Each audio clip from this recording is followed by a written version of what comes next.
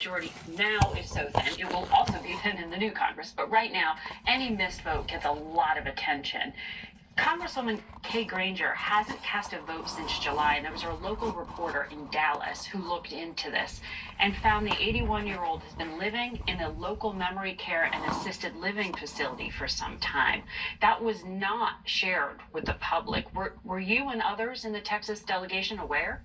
I wasn't aware. I think there's no doubt a lot of us knew that she was gaining in age, like a lot of members do. And sadly, some of these members wait until it's too long, things have gone too far. And leadership allowed for it? I think it's maybe, I'm not too sure what leadership knew on it or didn't know on it. I'd say on the other side of the aisle is the same thing. I mean, we saw what happened on the Senate side, with Senator Feinstein and some of these others that have missed votes for a long time. I think this gets back to the root of it. Congress should do its job. And if you can't do your job, maybe you shouldn't be there. Well, she wasn't there. And apparently it went either unnoticed or just not acknowledged to the public, which certainly raises eyebrows. I need to get to the border because that is 800 miles of the border in your district. Border Patrol had fewer than 50,000 apprehensions at the southern border last month. That's a Biden era low. Does that mean coming into office that essentially the crisis has been fixed before Donald Trump even arrives, and that it's not as big of a project as initially thought? Oh no, it's a huge project. And while the Biden administration has started to do some things right, the Trump administration is going to do everything right in this manner. And I'll tell you why. This is why it's important. Earlier this week, I had a classified briefing on the worldwide threats to our homeland. Mm-hmm. I won't share some of the sensitive stuff, but I'll share some of the open source stuff in Syria. A lot of us are rooting for a free Syria. Free Syria, it brings a lot of opportunities for stability in that region, but it also brings a national security threat. Assad was a bad guy. He imprisoned a lot of folks, sometimes wrongfully. Some of those folks are terrorists. Now they are loose. Where are they? Where are they going? Well, let's bring it back to the southern border. This year, the Biden administration has apprehended 600 Syrians. Does that mean all those Syrians are terrorists? Of course not. But do we know who these people are and are they coming into our country? This is something that President Trump is going to get to the bottom of. So you want to halt refugee admissions like Donald Trump is talking about? You want to block travel from Muslim majority countries? The Trump team is talking about? I want the president to enforce the laws that we have on the books. That's simple. So no, those aren't laws on the books. Refugees are accepted in the United States of America. And they should be. Okay. Right? I want us to follow our laws, right? And if we need to make changes to our laws, Congress should be the body to make those changes. And in my eyes, we can both protect those that are warm and welcoming. We want people to come and live the American dream. Those that are fleeing political persecution, but we also have to go after the criminals and the terrorists. Understood. Tony Gonzalez, good to have you here. Thank you. Merry Christmas. Merry Christmas. Space Nation will be back in a minute.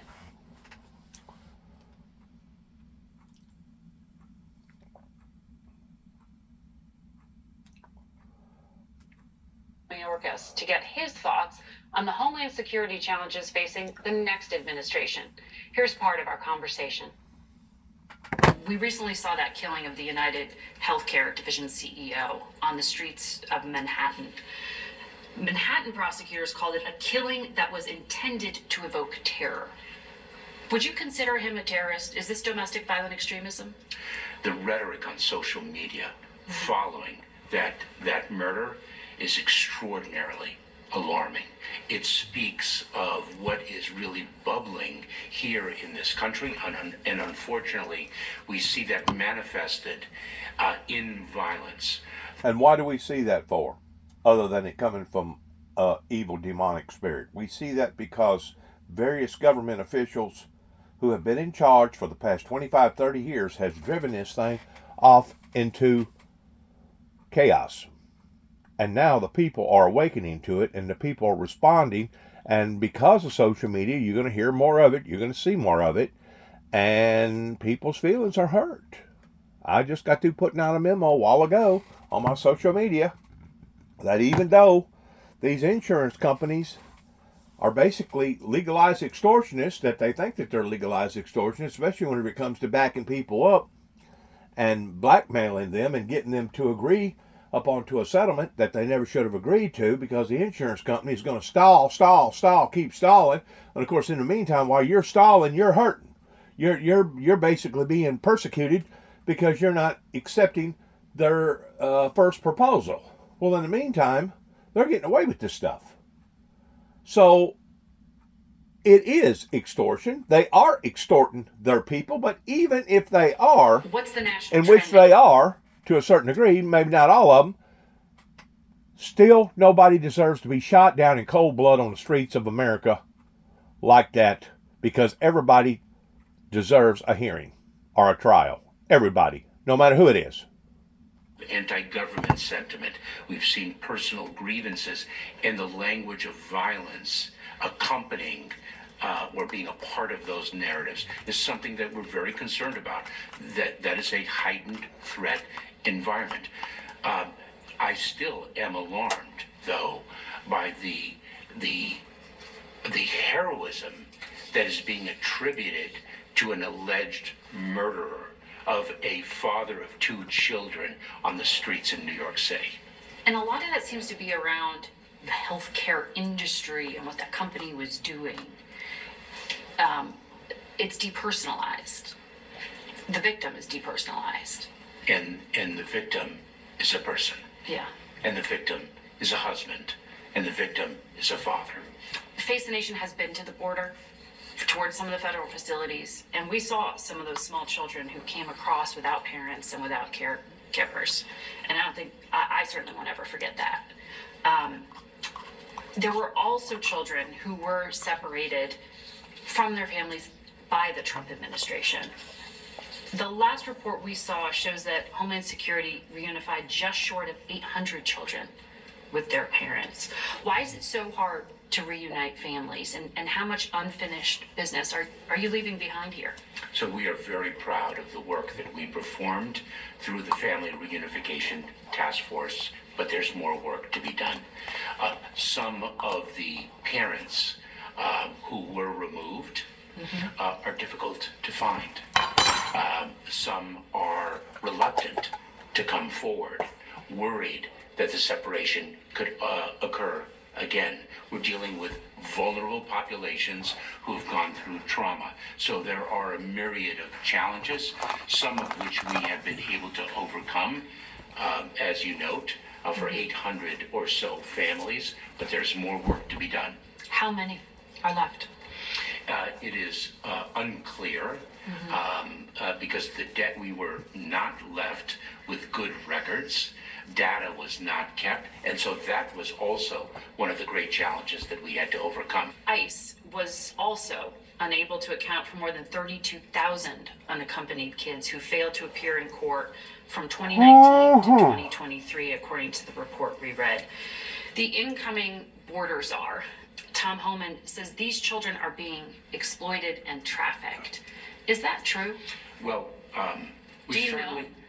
Margaret, we certainly have received reports of children being trafficked, even those as to whom we know where they are. That is outside the responsibility of the Department of Homeland Security. What we do is we turn children over within 72 hours, as the law requires, to the Department of Health and Human Services, and then HHS places those children. Of course, we investigate cases of trafficking, but there are children who are reunited with a parent here in the United States or a legal guardian, and they move, and sometimes the government loses track. Individuals do not comply with their reporting obligations or otherwise. I think it is inaccurate to say that all of them are trafficked or victimized. In December of last year, border crossings were at record highs.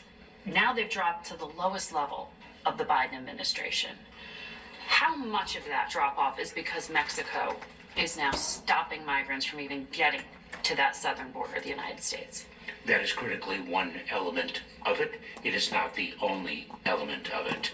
The president took executive action in June of this year. That has been a key driver of the low number of encounters at our border. We are now delivering to the incoming administration, a southern border at which the number of individuals encountered is well below the level experienced in 2019, the last year before the pandemic. But the immigration surge into the U.S. since 2021 has been the largest in American history.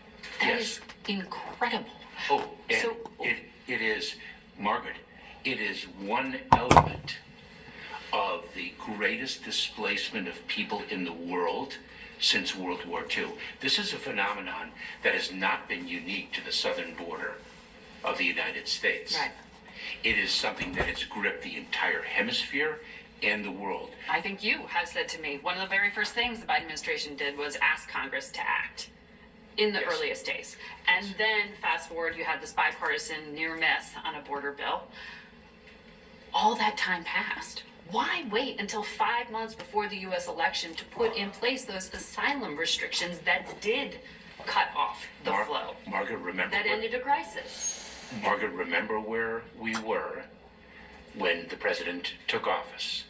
We were in the midst of the COVID-19 pandemic. Right. The prior administration had imposed Title 42, which is a public health authority, and enabled us to expel individuals, to continue to expel individuals at the border as the prior administration had done.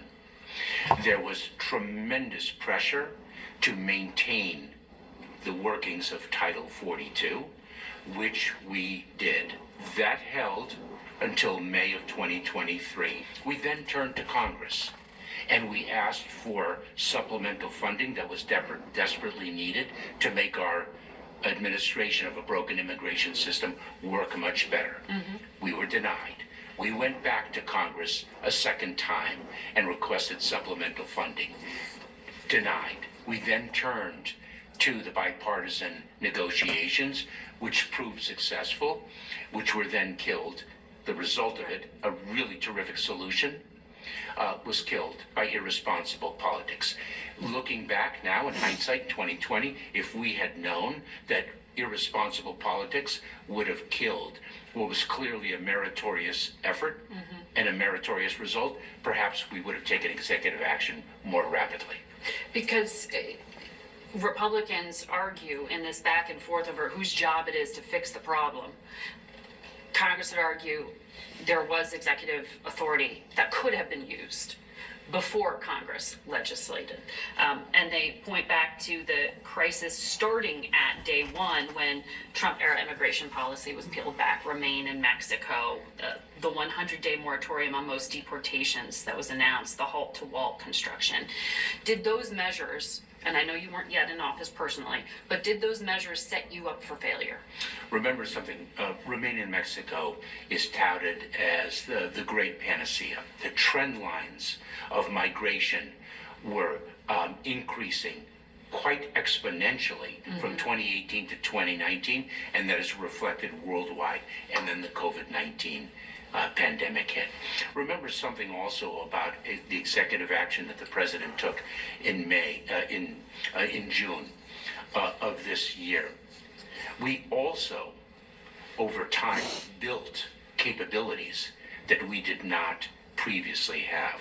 Not just domestically, the number of facilities that we stood up, the ability to transport individuals and decompress areas that were experiencing surges of individuals, but our negotiations with Mexico, with other countries in Latin America, and around the world. We are now removing or returning more individuals in 3 years than the prior administration did in 4. And we are doing so not only greater in volume, but greater in speed because of the negotiations with other countries and to more countries than has ever been the case. Well, why didn't we hear more about those enforcement actions during the election cycle when immigration was so key? Margaret, we've been executing on enforcement at an unprecedented level throughout this administration, and ICE just published data that evidences that quite powerfully. But that data you just cited shows deportation of migrants is at a 10-year high under President Biden. A 10-year high. So what shifted at DHS that prompted this deportation of more than 200,000 unauthorized migrants from the United States this year. That's one of the highest numbers in recent years. Margaret, If Congress didn't give you the power, how did you do it? Margaret, we did it with skill, with strategy, and with unflinching dedication to that mission. But it would also suggest that there is the ability to do it without Congress acting, right? That's the downside of showing you can make it work. Yes, but Margaret, we made those very impressive statistics happen. But there is much more work to do, and what we have to do is to ensure that the problem does not continue. This broken system needs to be fixed. And it's not just to ensure that individuals who do not have a lawful basis to remain in the United States are removed, but it's also to ensure that we are providing humanitarian relief to those who qualify, one of our proudest traditions, and that we are also fueling the economy. You said recently that this massive Chinese hacking known as Salt Typhoon, the hacking of 8 telecom companies that siphoned up this metadata, the phone call records, logs, and information from millions potentially of Americans was accessed. Why hasn't the U.S. government stopped it? The intrusion is a very significant one and an extraordinarily impactful one and an absolutely unacceptable one. And the president has demonstrated a strong response to the People's Republic of China. It is very sophisticated. I'm sorry? Rhetorically, when he met with Xi Jinping? Well, just recently, the United States Department of Commerce proposed an action against China Telecom. So this is an ongoing situation. It is not static. The intrusion is a very sophisticated one. The telecommunications companies are working very vigorously to remediate it. They are working in partnership with us, with the Cybersecurity and Infrastructure Security Agency within the Department of Homeland Security, with the Federal Bureau of Investigation, and other agencies of the federal government. This is the largest intelligence compromise potentially in U.S. history. It is a very serious compromise and requires very serious action to remediate and recover from it, and also very serious response to it. How did you find it? That is not something I can speak to. The full interview is on our website and our YouTube page. We'll be right back.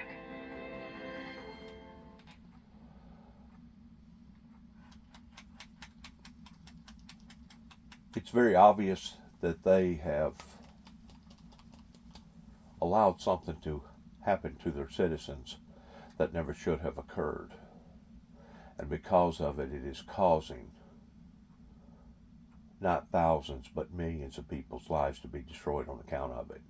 I just pray to God that Donald Trump will increase measures to maybe not stop completely, but at least slow it down in the asset of us being able to be in control once more of our own country. There's no doubt when it comes to immigration, this country would not have succeeded the way that it did in the time that it succeeded in if it wasn't for international immigration. We don't have a problem in people wanting to come over here and be an asset to our industry, our industries, as long as they come over here legally, and as long as they're coming over here not to swindle the American people, but to be an asset to the American people. It's whenever these people come over here that we know are over here illegally, and we know that they're over here to harm us and to hurt us. That's the area that we lean towards the United States government, either state or federal, in them not doing their jobs adequately as far as dereliction. Because I promise you, whenever the rubber hits the road, I can't speak about California or Colorado or Wyoming or up in Minnesota or other parts of the world, Maine or Boston or wherever, but I can promise you around here, Warrior Project empowers post-9. They're expecting the worst. And because of it, that's the reason why gun sales has escalated the way that they have in the past 20 years, because of the government's actions in not taking care of the people. In other words, if the government ain't going to take care of you, who can you rely upon? No one but yourself. That's why the guns have exploded in prices and in volume the way that they have. The government has brought this upon to the will of the people that's against their will. And this goes back probably 2 to 3, maybe 4 or 5 administrations. I think it goes all the way back to the Reagan era, whenever they started letting mental illness people out on the streets, and whenever they started compromising here and compromising there, and they no longer wanted to support the dollar with gold bullion, and they started taking prayer out of schools, and they started not letting children be disciplined by their parents according to the crime that the children was involved in. Whenever they got to the point that the government got its hands in parenting, that's when everything sure enough went south. And if the people didn't stand up the way that they did, I guess the LGBTQ and the other people out there that has Lazotic lifestyles would have basically taken over the good, decent people if they didn't stand up the way that they did this time in a vote. Mandated vote in saying enough is enough. It's sad. It's really sad. But, I mean, we're where we are, and we're going to have to deal with it, regardless whether we like it or not. We're going to have to deal with the cards that's been dealt with us. Turns out they're also using American.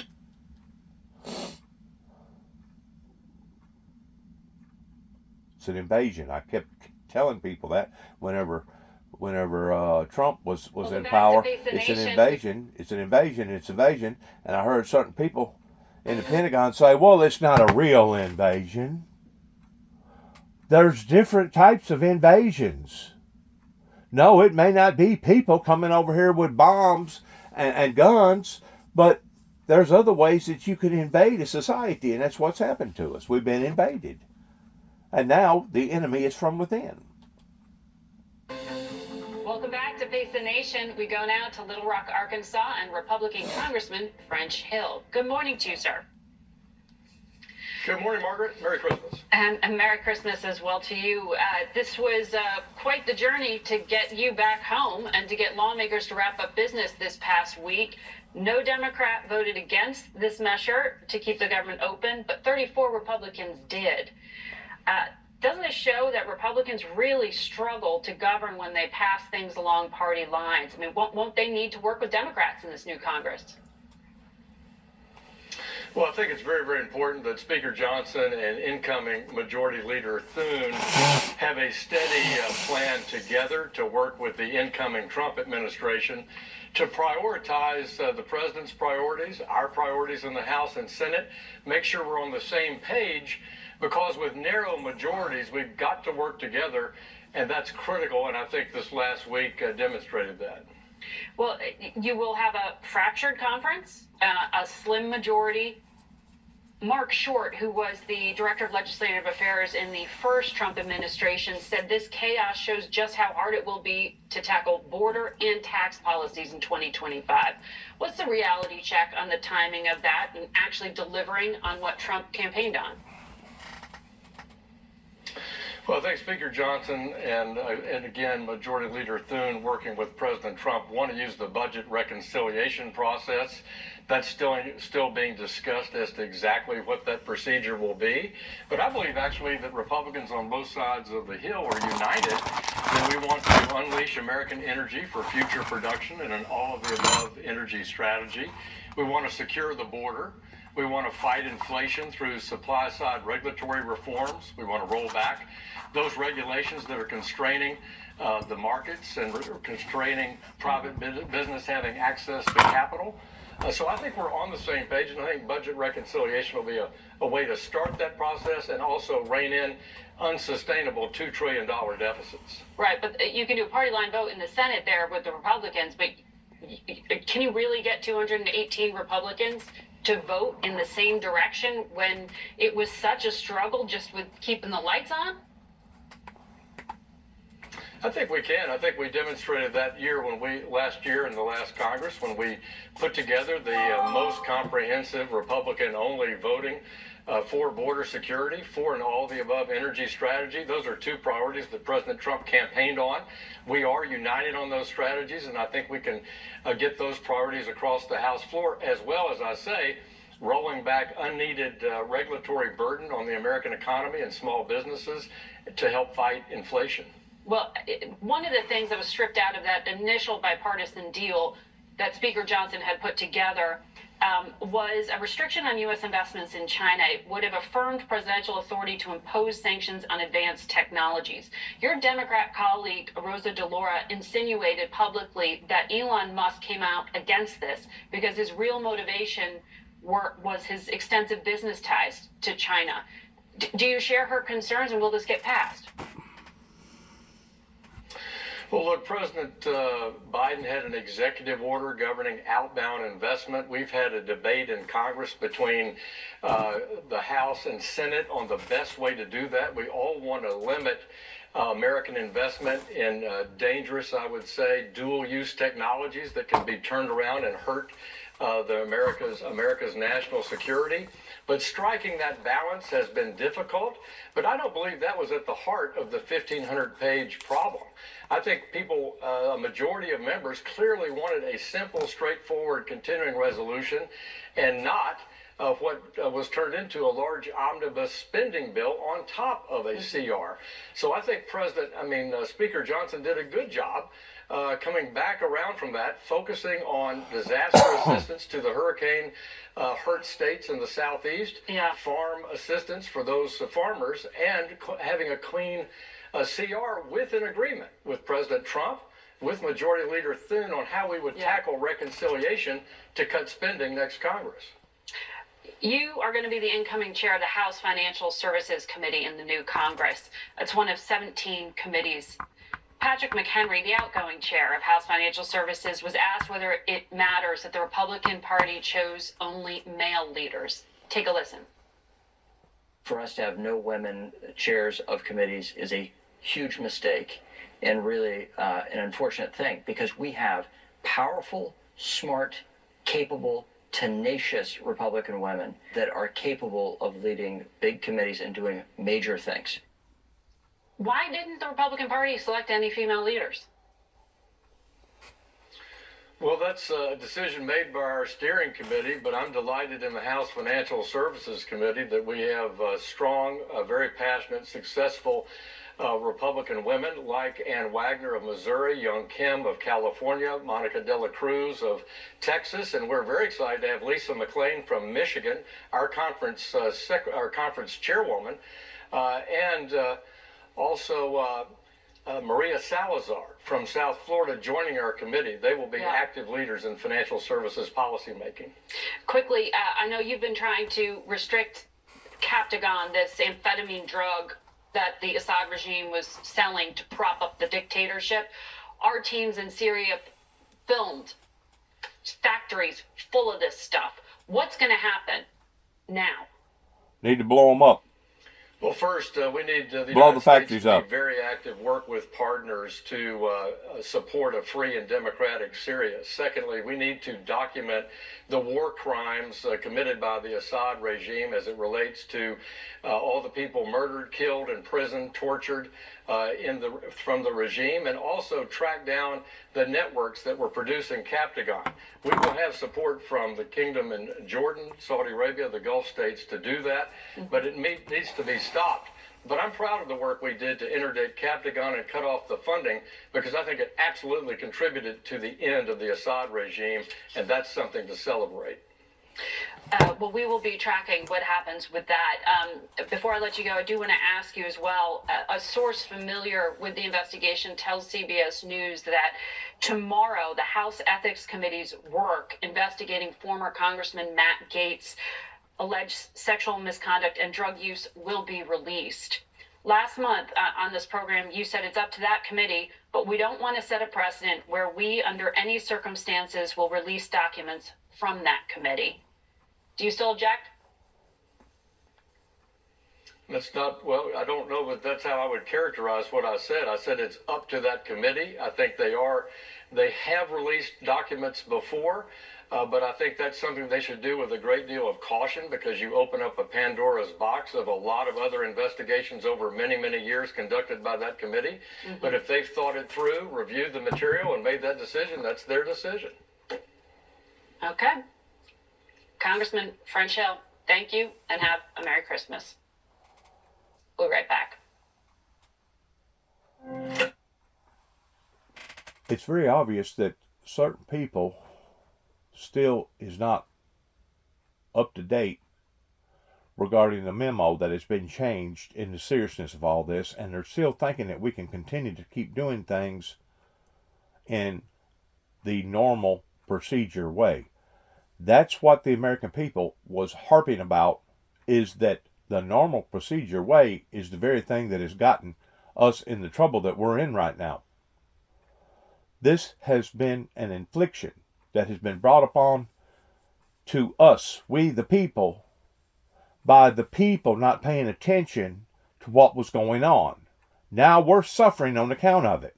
The people are tired of the suffering, and they want to eliminate these actions that has drawn us into this, going back 30 plus years ago, but they really don't know how to realign themselves other than to say, you know what, this doesn't work, it hasn't worked, they're the ones at fault, and because of it, we're going to bring in a new deal. Well, in the meantime, you got people that has deliberately gotten rich, stinking filthy rich, off of doing this to the American people, and done it intentionally. To where if this would have been done back in the 1800s, from the Civil War era back, or even probably the early 1900s on back, there would have been people that would have literally been charged for treasonous actions that would have probably been put to the wall and been put to death because of this. These people that get in these government positions and stay for years and years and years, never would have happened in the old world. Never would have happened, because those people would have been smart enough to identify what was going on, and they would have booted them out of there one way or the other. The fault falls upon the feet of the people that has allowed for this to get in the shape that it's in. Sometimes frustrating role with Democrats in many of their legislative achievements. The full interview is on our YouTube channel and website. For the broadcast, we looked to next year when Republicans are fully in charge of Washington. So when you were speaking to us on Face the Nation last January, you said, "I love my country too much to vote for Donald Trump. I think it would be very detrimental to my country." He's the president-elect. Do you think he is detrimental to America? January 6th was a bridge too far for me, and I think everyone knows that. I was one of the few Democrats that went over and worked with him, and we always got along great. We were very friendly. We just had disagreements on some things, but you can do that. When the people speak and they make their choice and the election's over, you better pray everything you have that the president will be successful. This is about our country, and I want him to succeed, and I have said this to him. I'll do whatever I can to help in any way humanly possible. But you've talked about the need to return to bipartisanship and regular order. Donald Trump is promising to destroy regular order, upend the system. I have. How do you reconcile that? I have total confidence and faith in my Republican Senate colleagues that are institutionalists that will not let that happen. They have the chance. They have the power. And I think there's enough.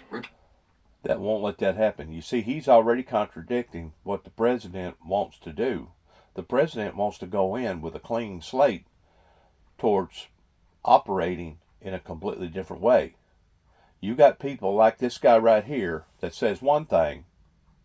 He talks out of both sides of his mouth. He says one thing, that he has all the support for the president, but then all of a sudden he talks about his committee. He talks about his side. He talks about who he really and truly is backing and supporting. Listen to some more of it. Republican senators and Democrat senators too, that are not going to let the filibuster blow apart. They're not going to let basically run amok of the reconciliation process just to do anything they want to. It takes four. It ain't a matter of them doing anything that they want to do. It's a matter of them doing what has to be done, because now we're in a repair mode. It's kind of like Around. It's kind of like And going in 2 from years, the a state could flip.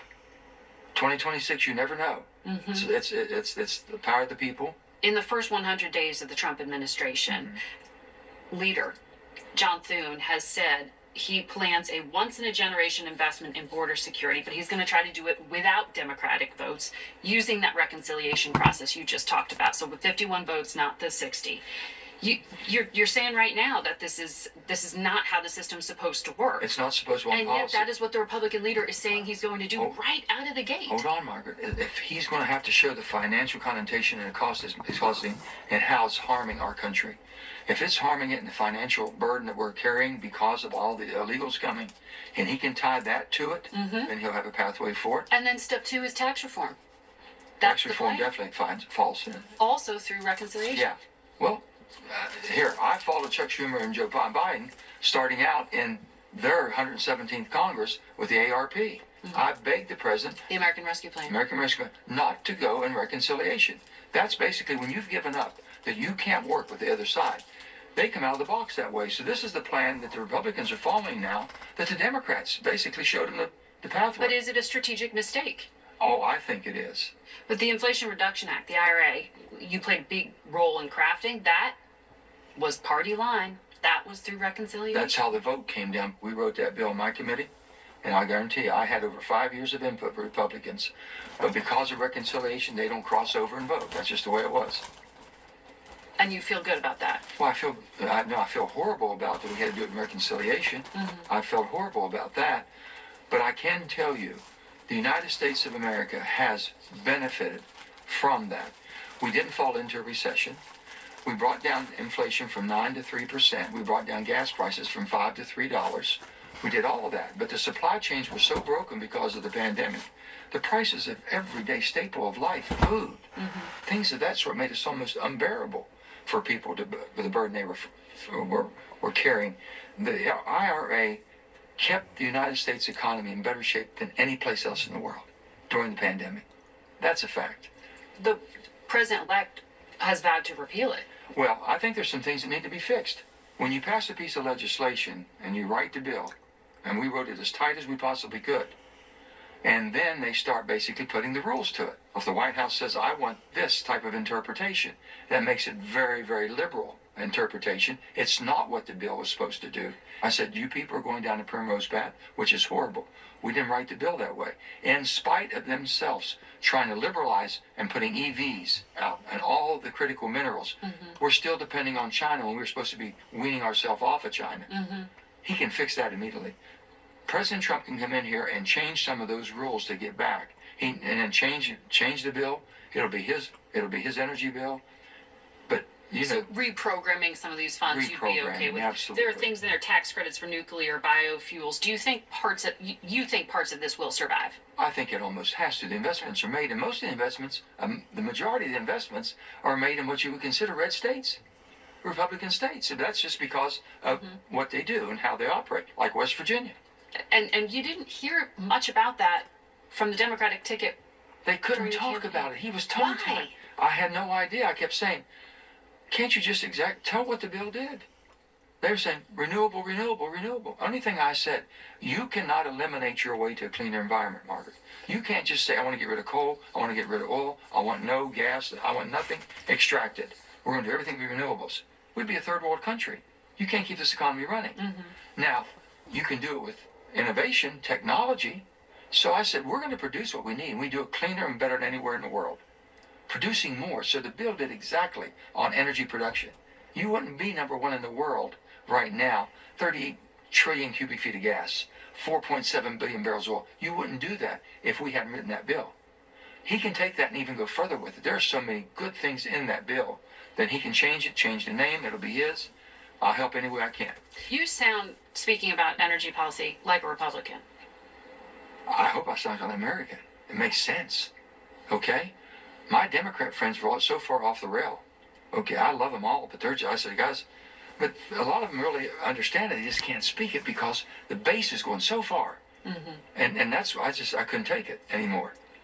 Alaska Senator Lisa Murkowski, she is a Republican, but she's also known for being pretty independent. She's the best of the best, my dear friend.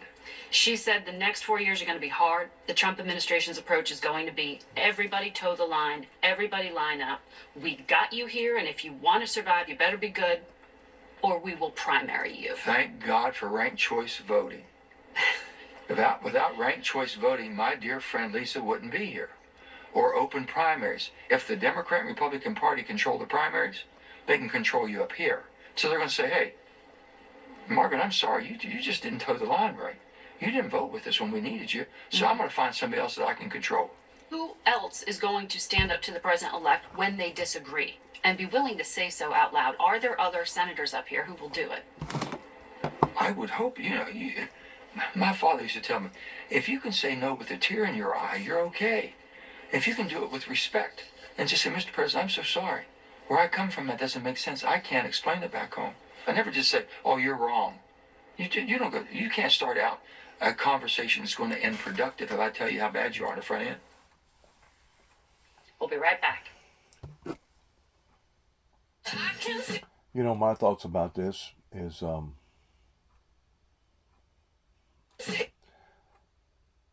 that our Father used to tell us boys before he would tear into us, and he knew the approach that he was going to take before he tore into us, the way that he was going to do it, is that this is going to hurt me a whole lot worse than it's going to hurt you.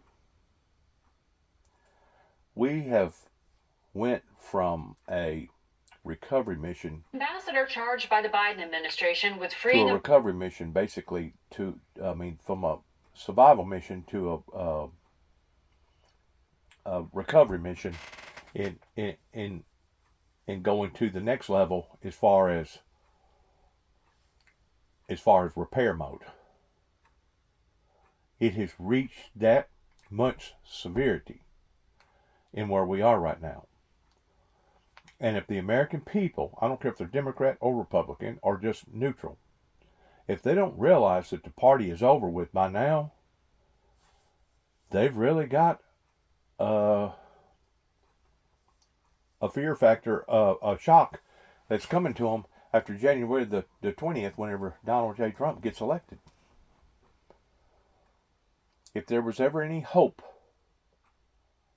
it was in the degree of where we're going to have to go right now. And I just hope that we don't go overboard in swaying too far from the left back to the right, from the right back to the left, from the left back to the right, that somehow or another we can fit in with a moderate middle ground in being able to take care of our own without violating all these other principles that our ancestors have set up that made this great nation such of a great nation. I still believe 2 weeks ago.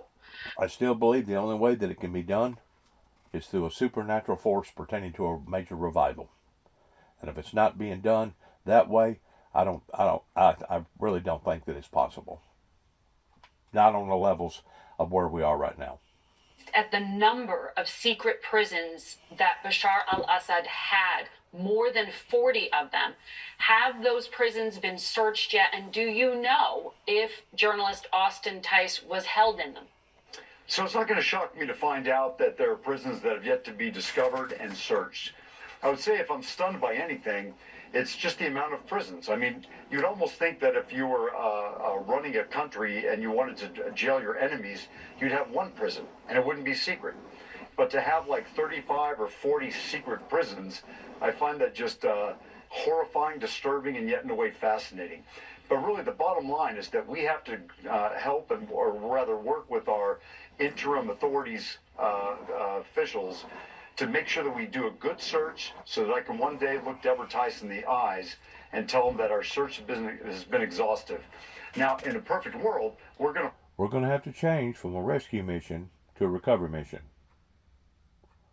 That's the status flow that Donald Trump is going to have to take on whenever he becomes our job in the U.S. government is to keep the pressing elected and pressing president and of the pressing United States to find out Austin's location, his disposition, his status, and to bring him home. You're referring to them as interim authorities. Ahmed al-Shara, the head of HTS, also known as Mohammed al-Jolani, was described by State Department officials as being very pragmatic in those meetings today. But his group and he himself are still technically designated as terrorists under U.S. law because of prior affiliation with al-Qaeda. Do you trust that they are being helpful to the U.S. now? They were definitely helpful today. We conducted a joint search of a facility that we all thought would have a probable, have some sort of relation to Austin Tice. So I understand, of course, their past. What I can tell you is that right now they're being helpful in the search for Austin. So you conducted a joint search with HTS of a prison today. Did you believe that that is where Austin was being held? We came up with a priority list of about 6 sites. And of those 6 sites, we felt that this had the highest probability of having held Austin at one time. But really, I guess I would say the best way to describe it is we're just not sure. With the time that we had in the ground, seemed to be our best shot. So we gave it a good hard look. We're going to review all the information and evidence that we collected and hopefully render some more decisions about the probability. But really, our job is to just keep searching. The Assad intelligence ministries were known for keeping scrupulously detailed records, numbering prisoners alive and dead. Do those records still exist? So we've had a chance to find various documents, or I would even say file folders holding information. Again, in the joint search that we conducted with the interim authorities today, we came across numerous documents. That's going to have to be brought back. It's going to have to be translated from Arabic into English. And sometimes these documents will actually have evidence on them. They may have fingerprints. They may have traces of DNA. And this was a search you conducted along with special operators from JSOC? I would never go into talking about who I was with, but I will tell you this. I was with members of the FBI. The Hostage Recovery Fusion Cell holds primacy on these cases. People that are experts at looking at crime scenes, and they did a wonderful job of sweeping it. I know back in 2020, you went there at the direction of then President Donald Trump along with Kash Patel. The regime at that time never admitted to the United States that they held Austin Tice. Do you believe they were lying back then and that the regime did have him? The regime, when we talked to them in 2020, they issued maximalist demands. They asked for the world. They weren't really giving anything. They never admitted to having Austin Tice. They never promised to give us any proof of life, POL as we call it. I would say that at some point we came across information, and that's as highlighted by President Biden and Secretary of State Tony Blinken, that led us to believe that at one point the Syrian government truly did have Austin Tice. Did they have him until the very end? That's information we're still trying to sort through. But at one point we feel very confident that the regime did detain and have Austin Tice in their custody. We will be right back. Unbelievable in the dismantlement of norms of the way things used to be conducted versus the way that they are being conducted today.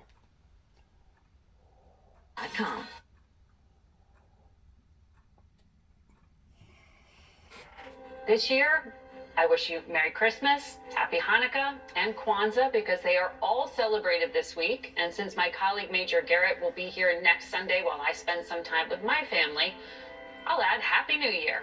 Thank you all for watching Face the Nation. I'm Margaret Brennan. Thank you, Margaret.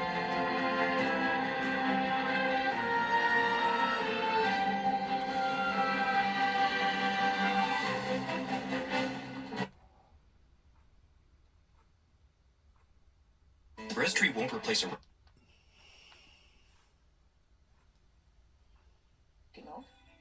They used to tell us that it's only the boys who need to apply it, but no. Guess what?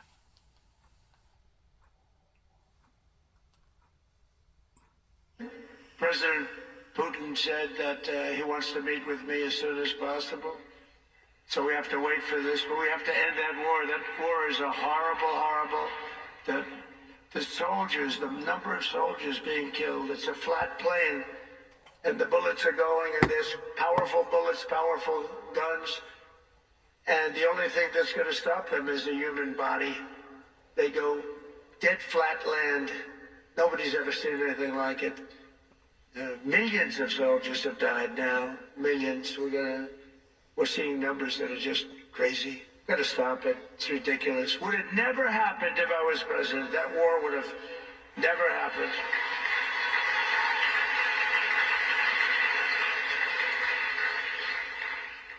And October 7th, Israel would have never happened either. So much. Our country would be so different and the world would be so different. But it's not.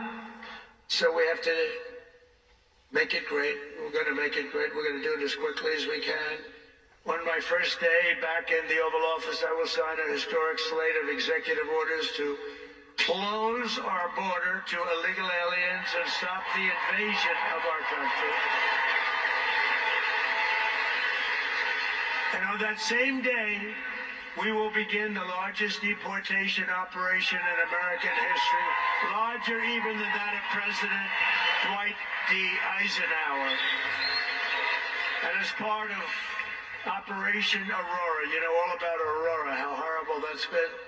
Every single foreign gang and illegal alien member, all of this criminal network operating on American soil will be dismantled, deported, and destroyed. Gonna get them out. Think of it. They sent their gang members to us. Busload after busload. We had an open border.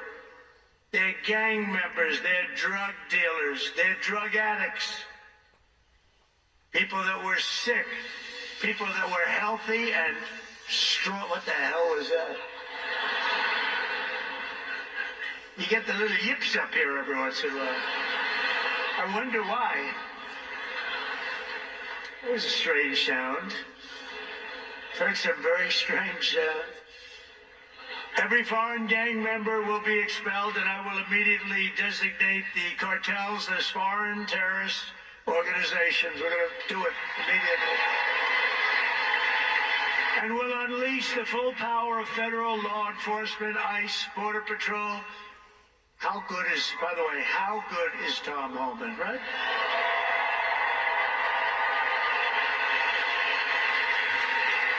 He's phenomenal. I've known him a long time. I'll bet you Sheriff Joe likes Tom Homan, right? Sheriff Joe, yes? Yep. He goes, yep. The DEA, the FBI, the intelligence community, and financial sanctions to remove the migrant gangs and criminals that are killing and raping and maiming our citizens. We're going to get them out. We're going to get them out. We're going to get them out fast. We have no choice. We have no choice, by the way. Want to do that, but we have no choice. Last thing I want to do could have been so much easier. The election wasn't rigged. It would have been a much different thing. But this will show something. This is going to show how we do it and how good we are. You know, we showed how the opposite philosophy runs a country, and it wasn't good. They had an approval rating today of 14%. Nobody's ever had an approval rating of 14. That's the lowest approval rating. And we're going to have a very high, in fact, we already have a very high approval rating. We're way up, way up, higher than almost anybody, higher than anybody as of this morning. We will end the occupation, and January 20th will truly be Liberation Day in America. Is that okay? Liberation Day. And this great liberation will be in honor of all of the victims of migrant crime and all of the angel moms and angel dads who have lost their really incredible kids that, you know, they're going around for years and years, and I talk to them all the time. I know so many of them, and many of them are here, and we can just say, we love you, we're with you. They had so little help from the politicians on the other side. We're joined today by Patty Morin, the mother of Rachel Morin, who you know all about, a beautiful mother of 5 who was murdered by an illegal alien monster who entered our country under the open border policies of the Biden administration. Your borders are always not too good. Your borders, that was not Tom Homan, I can tell you. But Patty, those days are over, and they will soon be over. I hope we're just not going to have, how can you say never again, but we're going to have as few as possible. It's going to be rough, and it's going to be rough for the ones that do that kind of damage to you and to our country. Where is Patty? Is she here someplace? I just want to thank her. Hi, Patty. Thank you very much. Thank you very much for being here. Appreciate it. Thank you very much. Do you want to come up for a second, Patty? Huh? Do you want to come up? I had lunch with Patty, and she suffered greatly. I said, let me help you with your eyes, because I want to help her with her eyes. She has an eye situation that can be fixed with some medical help. Many of them can't be fixed. I said, Patty, get your eyes taken care of. I'll take care of it. Just get it done. I hope you got it done. Did you have it done yet? Did you have it done yet, Patty? That's great. Oh, you look good, Patty. Be careful.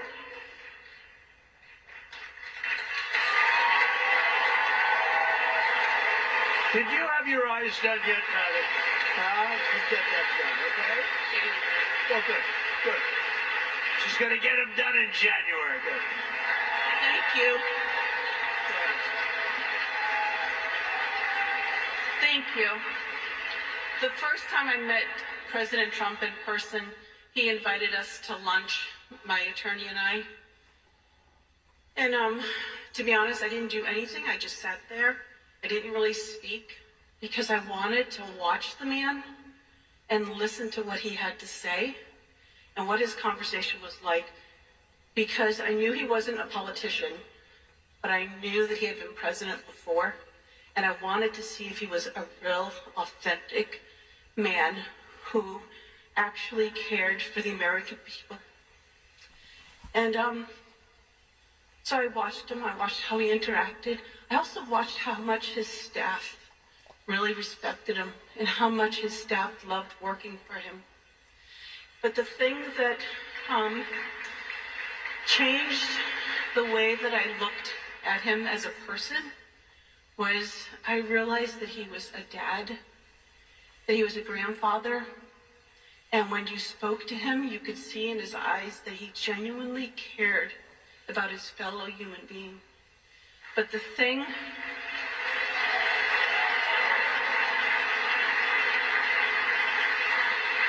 I appreciate the most is that he heard the cries of a mother, and he cared, and he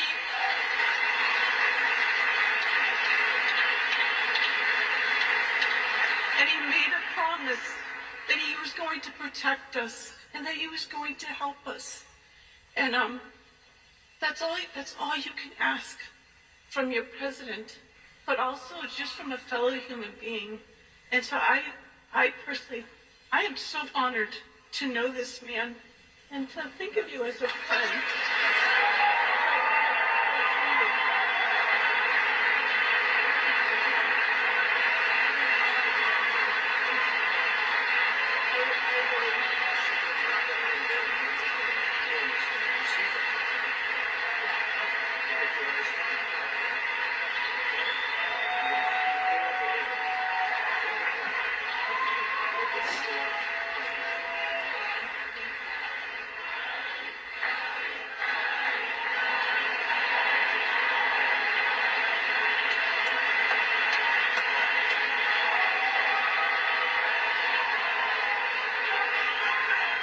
Thank you very much.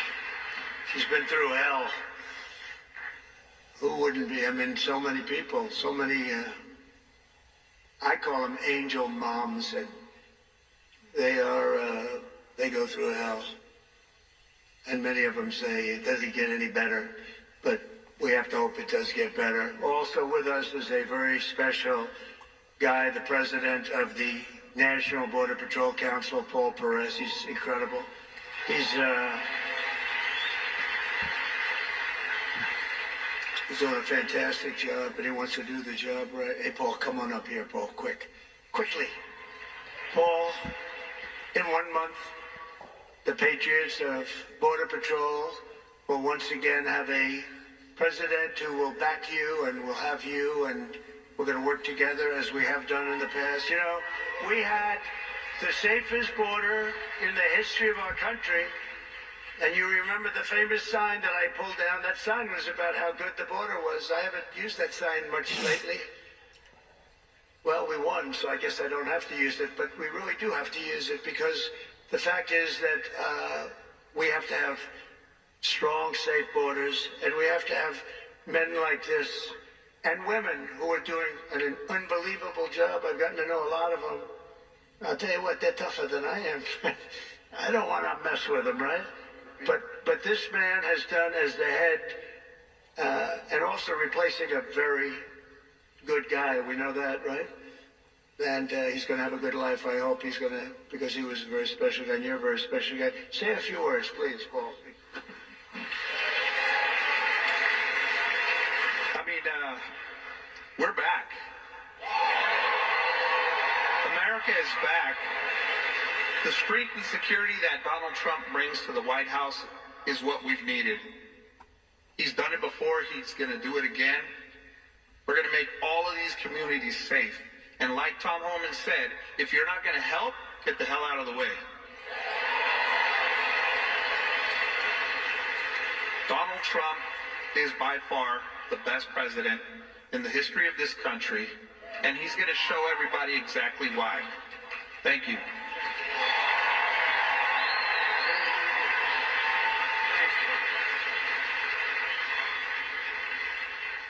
Thank you very much, Paul, and everybody, and Brandon, Judd, and all of the people. They do such an incredible job.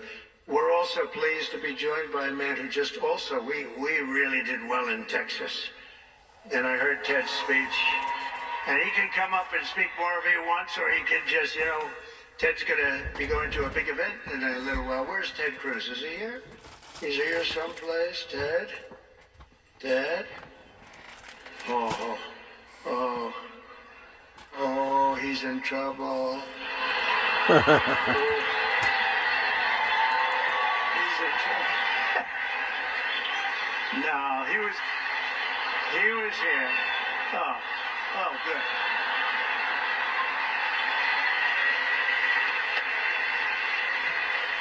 He's not in trouble.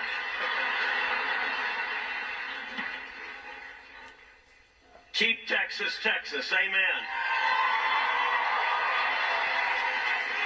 And I've got to say, this election has given President Donald J. Trump, a Republican Senate and a Republican House, a clear mandate to deliver on our promises.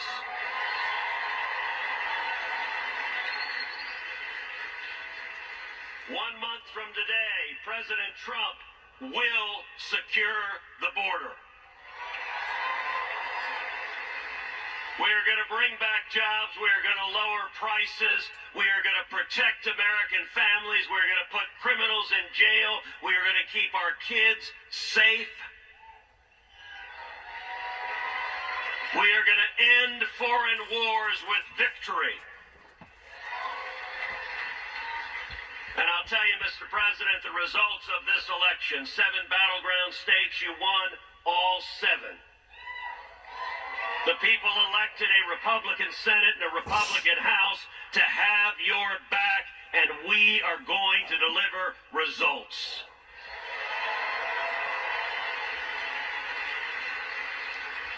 And if I could speak parochially for a minute, one of the most consequential things that happened in this race in Texas, you won profoundly in Texas, and both you and I won a majority of Hispanic votes in the great state of Texas.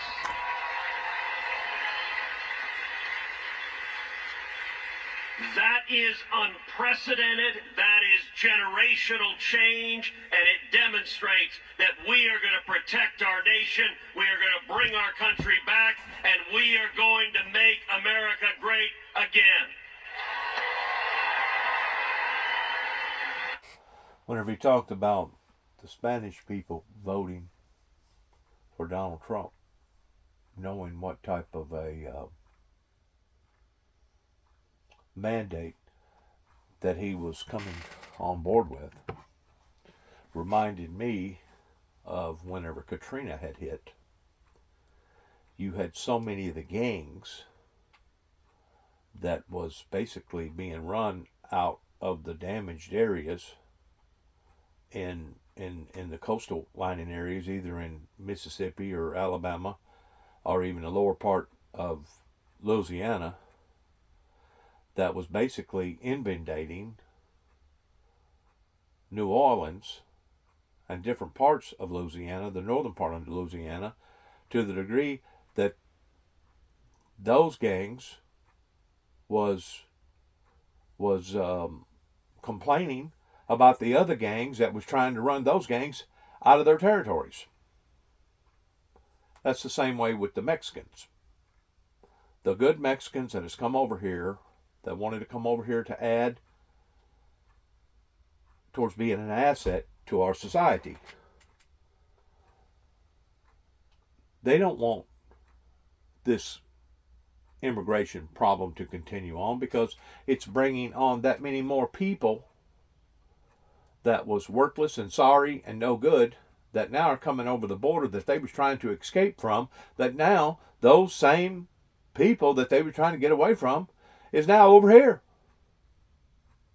So the Mexicans has opened their eyes up in a degree of understanding that this is going to be damaging to all parties if we cannot control the border down in Texas.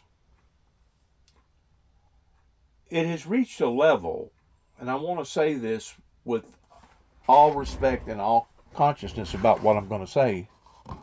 It has reached a level that we should not be where we are right now. But we are. And if people think that it's going to be cleaned up overnight, it's not.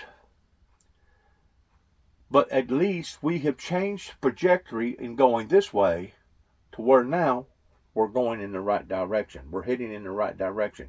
Is it going to happen overnight? No, it's not going to happen overnight.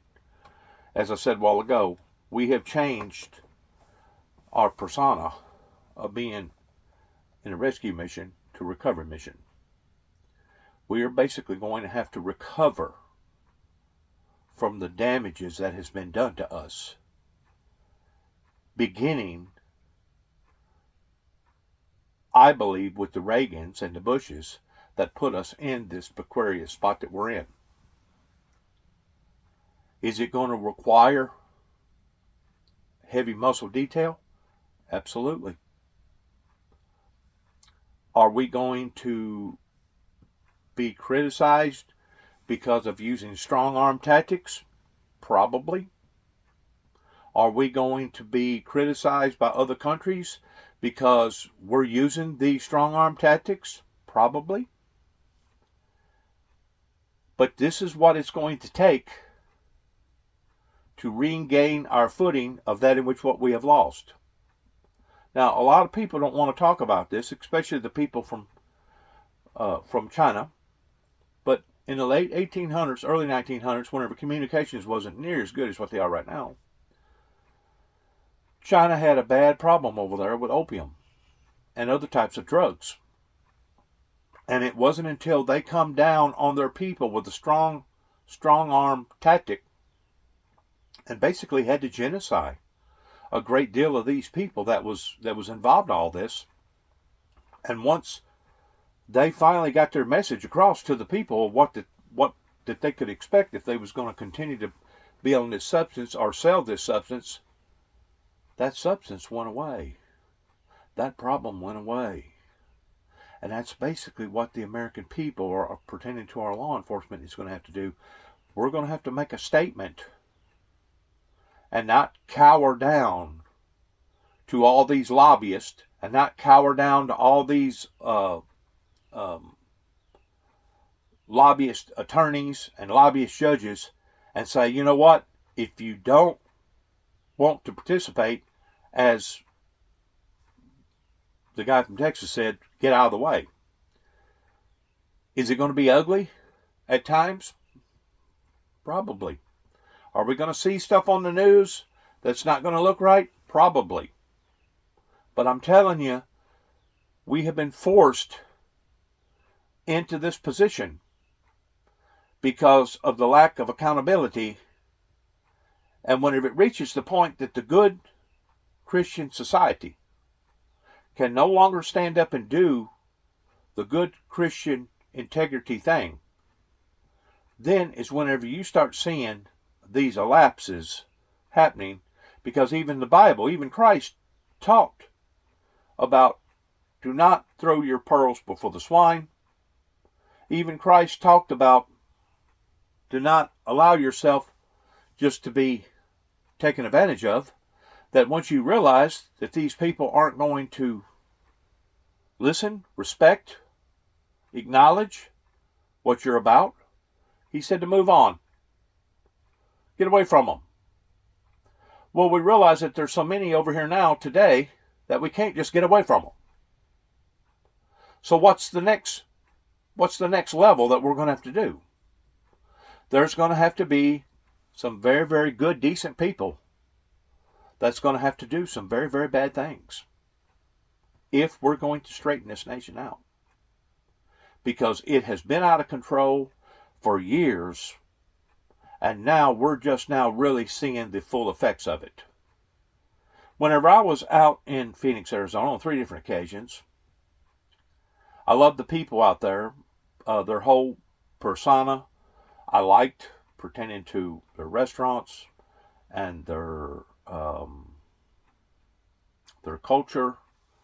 I liked the fact that you was in a tropical terrain, basically. Working for Bill Luke Chrysler Dodge there on Camelback Road, that I took a strong interest in, loving the way that they performed in their professionalism and how that they treated their customers and how that they expected top-notch 100% quality out their door. Even the Mexicans that was there, they knowed what they could do and what they couldn't do, and they didn't cross them lines, because if they did, they was going to be booted out from that particular dealership. I was going to church right down the road from Bill Luke Chrysler Dodge. Those that knows anything about my life, give or take about a mile and a half, 2 miles on Camelback Road, going to the same church, First Baptist Church, that basically McCain went to. And it wasn't until the event happened in Tucson, Arizona, whenever one of their senators got shot. I say it was a senator. It may have been it was somebody associated with the government, with their state government. I'll put it that way. Is whenever they blackballed me, to the degree that whenever I was out west in 2012, whenever I come back through Phoenix, Arizona, I was basically told by their administration there at the church, as well as FBI and U.S. Marshals, that I was not welcome there on that facility, because that facility was looked upon as being a soft target. But they had already judged me and condemned me to the degree that I was no longer welcome to come back to a church that I had become a member in there at Phoenix, Arizona. I can't tell you how dramatic that was in my life, because at that time I really needed church members to put out an extended hand towards helping me, especially those that I was a member to but didn't get it. Said because of the background that they felt like that it would be better if I just went on down the road, regardless of how badly that I needed them. I was hurt. It hurt me. But I didn't do nothing about it, because I know, this is their decision, and if they make this decision, then that's their decision. Kind of like Randy Brundridge up here in Martin, Tennessee, that basically had me banded from Central Baptist Church, as well as various administration leaders in First Baptist Church in Martin, that basically told me that I wasn't no longer welcome to come back there neither. These people that are associated with these soft target industries, I realize 100% in what you believe, why you believe it, and how you feel the way that you feel. But whenever you are still blackballing one of your own, especially after this length of time that has expanded, that has went forth from 2012 to where we are right now, is basically 12 years ago. If you hadn't figured out my heart, if you hadn't figured out my intent, if you hadn't figured out my motives by now, you'll never figure them out, regardless whether it be some of the church members here in Northwest Tennessee or Western Tennessee, or church members in Kentucky or Arizona or wherever. If you hadn't figured Dennis James Juby, Jubby Jackson out by now, which I go by a different incorporated spiritual name, I spell it differently. I still pronounce it basically the same, pertaining to a Jew, Jewbee, Juby. You'll never figure me out. You'll never understand me. You'll never understand my motives. You'll never understand people like Donald J. Trump. But the whole time, in waving the red banners and being misunderstood, regardless whether I was misunderstood by a group of people up here in Martin, Tennessee, that wanted to charge me for falsifying files, or the people that attacked me again and again up here in Western Kentucky, around the Kentucky Dam, or in various other places, not just in Arizona, but in California, different parts of the country, where I run into various law enforcement agencies that targeted me, deliberately targeted me, especially whenever the ordeal happened to me out in Oklahoma City, Oklahoma in 2009. But if you hadn't figured me out by now towards what I am, who I stand for, what I stand for, you'll never figure me out. And the Bible says to brush your feet off. It says whenever these people won't accept you, whenever they're being disrespectful to you, whenever they're treating you this way, it don't say to try to conform them with violence. It doesn't say to make some sort of a mandate or some sort of manifesto to these people. What it says is to shake your feet off, for it would have been better for that group of people that didn't listen or wouldn't listen than it would have been for Sodom and Gomorrah. Well, that's where we're at right now, folks. And you can say, well, this guy talking here, he don't know what he's talking about. But I'm telling you, the founder of the Windmill Ministries has been ridiculed, demonized, and dehumanized again and again and again by various agencies all over this country that has put this country where we are today. Now, I want to end by saying that after that event happened, pertaining to the church, I got fortunate, lucky enough, under God's anointing, that I did find a job. And of course, I couldn't tell you the amount of extended stays that I've had to stay in. Because whenever you're out there on the road, going from place to place, state to state, from catastrophe to catastrophe, you got to have some way or another to live. Unless you got a big RV that you can drag around, which that usually costs just about as much today as it would be to get an extended stay. But I got fortunate in working with a group of people in the south part of Arizona called Truck Works Incorporated that basically made these big tankers out of nothing.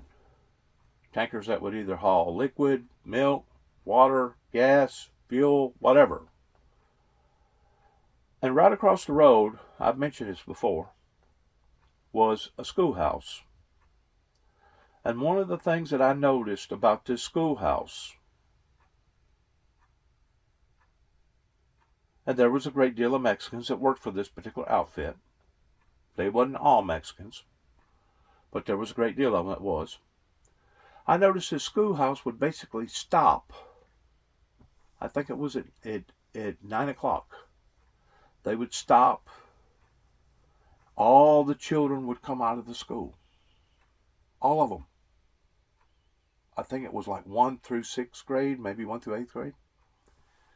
And it was a couple hundred children that done this every day. And they would play the Star Spangled Banner while the children stood there looking at the American flag, holding their hands over their hearts, pledging allegiance to our great nation. I'm not defending the bad, okay? Those that want to come over here that cripple us, those that want to come over here and bring bad drugs and wants to do bad things to us, or come over here and basically be a leech to our system, towards drawing our system down and causing that much more problems.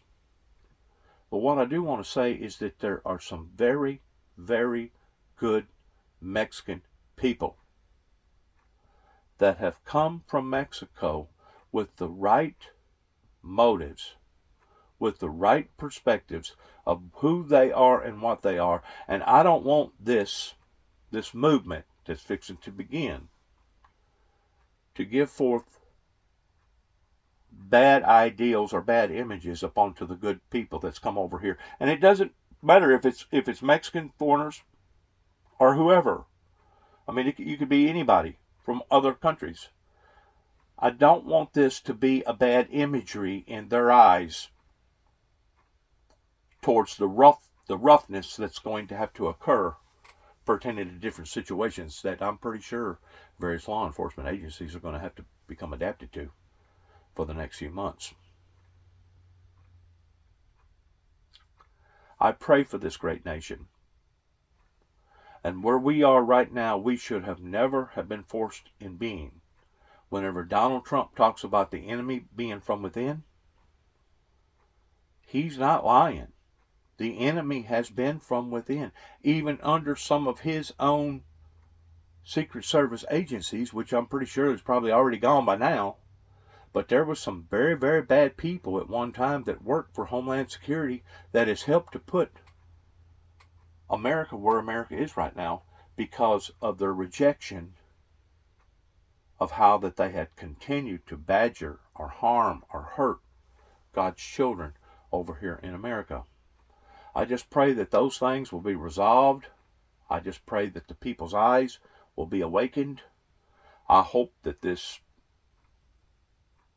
mad dash, I'm going to call it a mad dash, a door dash, whatever you want to call it, I just hope that this will be quick and effective and efficient, and that we will not put forth the wrong images to the right people in all these other countries in thinking that we're the bad people, because we're not the bad people. Just like whenever China rose up the way that China had to rise up during their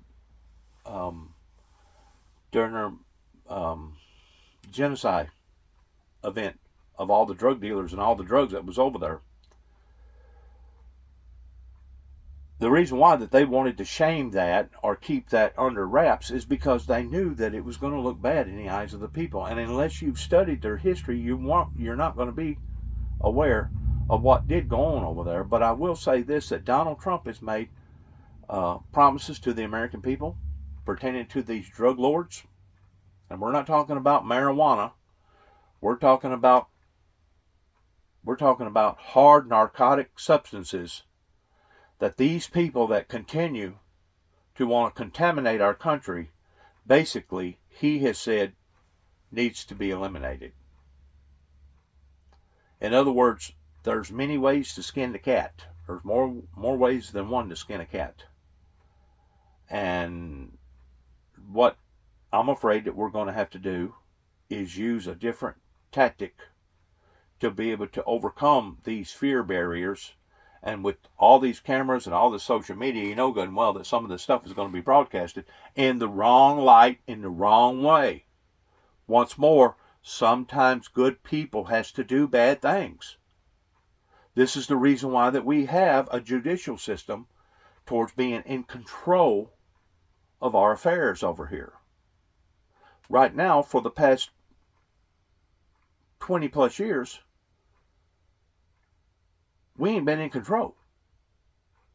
The crime syndicate has exploded over here in America. And some of these places, like in Atlanta, Chicago, New York, I've never seen so much illegal underground activity. And I ain't just talking about drugs. I'm talking about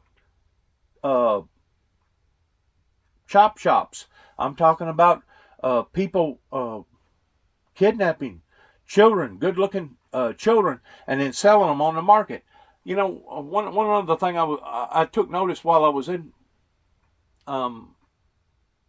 that area working for Bill Luke Chrysler Dodge, is that vehicles would come in and it looked like that they had went down the side of a barbed wire fence on both sides. And I got to noticing these vehicles that would come in, and they didn't have them every day, but they would come in like once a month, that you would see one of them around. And I got to asking questions, how come this is that way?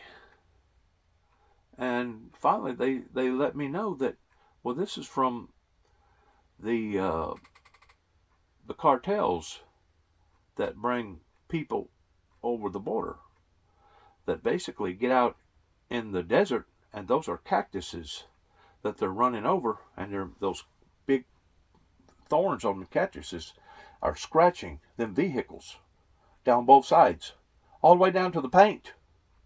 You'd thought that it went through a barbed wire fence. And they would take out all the seats, they would spray paint all the interior lights, they would spray paint any light that was on that truck. It didn't matter if it was below the truck, top of the truck, in back of the truck, in front of the truck, to where the truck was totally dark. And they would be bringing in people that was paying them at that time $2,000 a head. Some of them, they would have like an extended cab truck that where you could put like 20 people, take the seats out, take the console out, and just cram them up in there, one in top of another. And this was routine for them to smuggle bodies from Mexico over into America. That actually happens. In the morning before the school would ever open up, I would see 8, 10, maybe a lot more than that, of ICE agents that would be heading down to the border every day, every morning, going down there to basically do their jobs. I have never seen America in the position that we are right now. And I just want to pray this close to Christmas that God will show favor in Donald J. Trump's administration towards trying to turn this around. Father, eternal God, we know, God, that you are the God of all, and that you strengthen your people and give us the knowledge and the wisdom in what to do and how to do. And you know our heart's intent towards our motives. I just pray, God, for my enemies, those who have cast a bad light upon me, that those who have done this intentionally, that you, O Lord, will deal with them on a personal level. Because the damages that they have done to you and your kingdom of the meek down here upon to the planet is is absolutely goes beyond anything that I could ever begin to fathom. I pray, God, for all of those who have been victimized by this type of activity, regardless of who they are, regardless of where they are. I just pray, oh Lord, that your sanctity hand will be upon to their lives, and that you, oh Lord, will take charge of these horrible, horrible situations that's going on, not just in America, but all over the world. And that your people will shine, and that your people will prevail, because your words was that all the gates of hell could not prevail against your holy kingdom, and that the meek would inherit this earth. The true meek, the sincere meek, those who are following under your guidance and your footsteps. I just pray, O Lord, for your forgiveness, and that you will lead us, O Lord, not into temptation, but you will deliver us from this evil, of these inflictions that has been placed up into our lives, to the degree that our children, our families, our communities are being ripped and torn apart on account of. I just pray, O Lord, for this man's presidency, that you will continue to keep your protected hand upon him, that no harm will come to him, and that he will be able to achieve that in which what he desires to achieve. Pray, O Lord, for all your people all over the world in this time to recognize your holy anointing Son's birth during this most sacred time on planet Earth. In Jesus' name, I ask these things, and amen. I hope some of that sunk in with you, because it's not over until, I don't know who it was that said, until the fat lady sings. And the fat lady still ain't sung yet. So keep in mind, God's chosen are banding together all over this planet in defeating evil and putting evil in its place where evil should have been all along.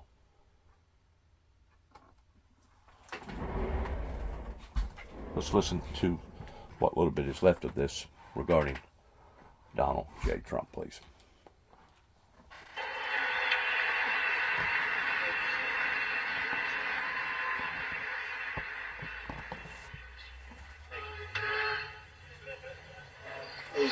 He's actually a great guy. Was really out there working. Oh, I'm so glad he was here. Oh, that was an amazing moment. But we want to thank him. He had a great race and did a fantastic job against like 250 million spent against him. But Texas was very special, and it will remain very special. It's doing really excellent people, great people. And the governor's doing a fantastic job in Texas. Your senator, Dan Patrick, everybody's doing, Attorney General. Also, I want to bring up, if I could, or just say hello to him. He's on the outskirts, because you got a lot of people in this room. You got a lot more people outside than you have in the room. The RNC chairman, Michael Watley, who was so fantastic in what he did with Laura. The two of them were so great. Where's Michael? Come on up, Michael. Come here. This guy did some job.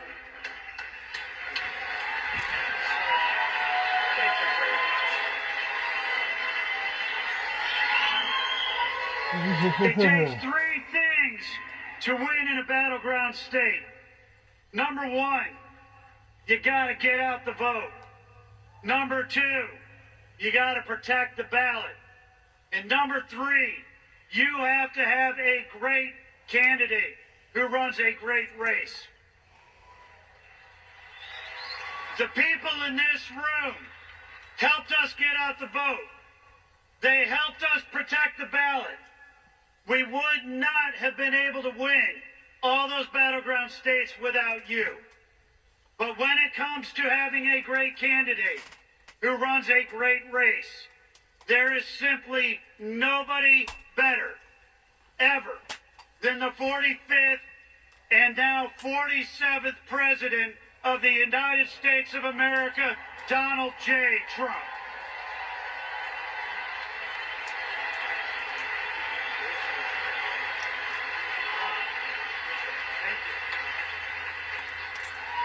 Thank you very much.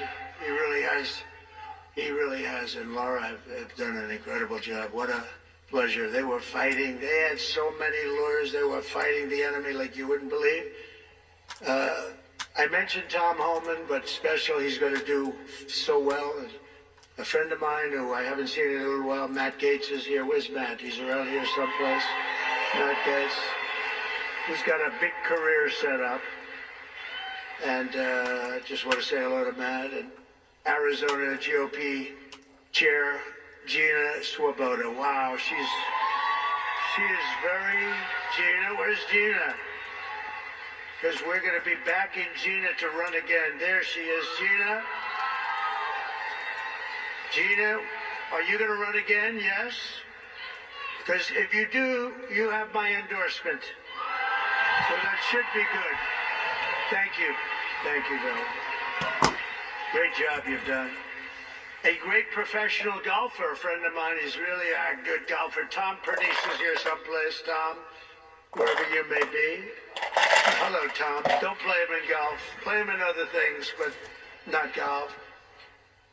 Trish Dugan is here, who is just a fantastic. Where is Trish? She's one of my great friends. Thank you very much. Has she helped? Trish has helped us so at a level that very few people can even dream of. So I want to thank you very much. Trish Duggan, please. Thanks. Where's Trish? Thank you, Trish. I think I see Carrie Lake. Is that Carrie Lake? Yes. Hi, Carrie. Stand up, Carrie. Hi.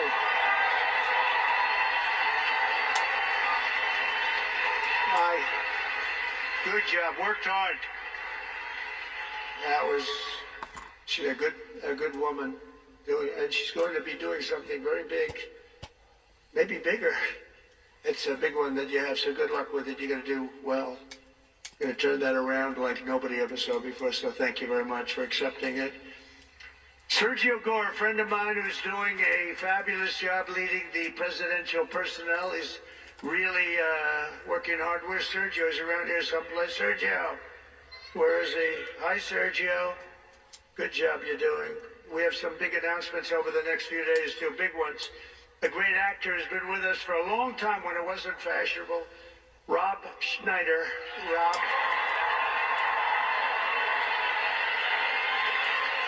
He was here with a few of his friends when it wasn't quite as fashionable, right, Rob? But you were here. Thank you very much. Great job you're doing, too. Karen Robeson. Where is Karen? Karen is here, and she's, I hear, running for governor. She's going to be running for governor. Where's Karen? Hi, Karen. Hello, Karen. Are you running for governor? I think so, Karen, because if you do, you're going to have my support, okay? You're going to have my support. A man that is very non-controversial, a very unique, he really is a unique person, but he doesn't like controversy. His name is Steve Bannon. Has anyone ever heard of him? Where's Steve? Hello. Hi, Steve.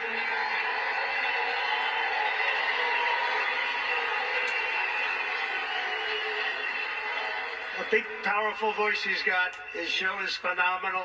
War Room. Man, thank you, Steve. There's nobody like Steve. Thank you very much, Steve.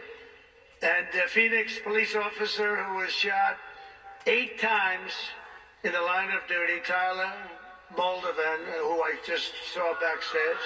Where's Tyler? Oh, he's got to be right there. There he is. Hi, Tyler. Thank you, Tyler. Hi, Tyler. Wow. Thank you, Tyler.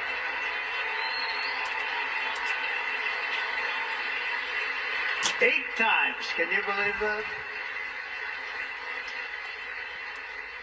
Think of that. 8 times and he's looking great. Thank you very much. And to your family, beautiful wife.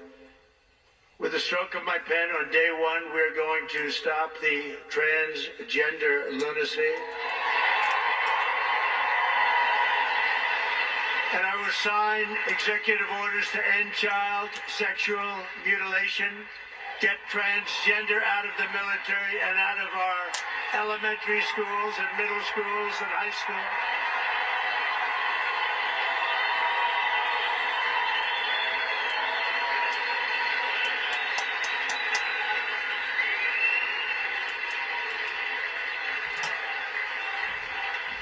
And we will keep men out of women's sports. Amen. And that will likewise be done on day one. Should I do day 1, day 2, or day 3? How about day 1, right? Under the Trump administration, it will be the official policy of the United States government that there are only 2 genders, male and female. Right. Doesn't sound too complicated, does it?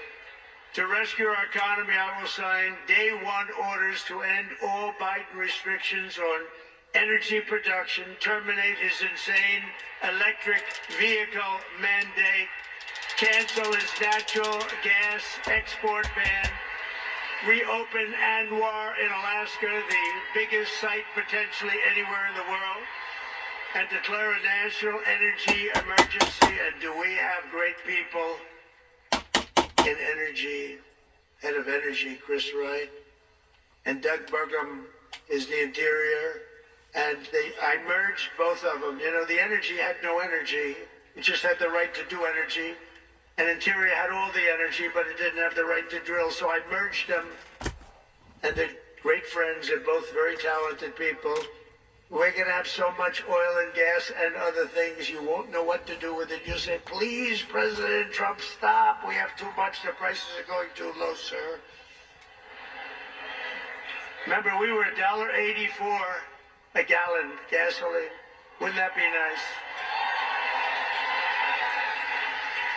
I will direct every cabinet secretary to cut 10 old regulations for every new regulation, which I did last time.